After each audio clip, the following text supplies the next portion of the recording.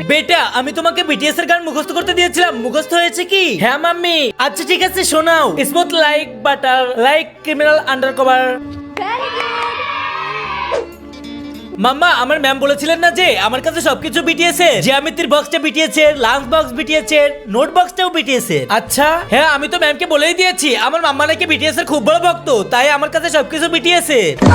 ঠিক বলেছো। হাই রে দাইয়া, যেদিন থেকে বউটা ঘরে বিয়ে করে এনেছে সেদিন থেকে শুধু এই নামটাই শুনি, বিটিএস বিটিএস, শুধু বিটিএসই। হে আল্লাহ, যে পবিত্র কোরআনটি দেখার পর ভিডিওতে লাইক করে চ্যানেলটাকে সাবস্ক্রাইব করে দিবে এবং এই ভিডিওটা 10 জনের কাছে শেয়ার করে দিবে, তুমি তার জীবনে সকল পরীক্ষায় তাকে উত্তীর্ণ করে দিও। সকলে কমেন্টে বলি আমিন।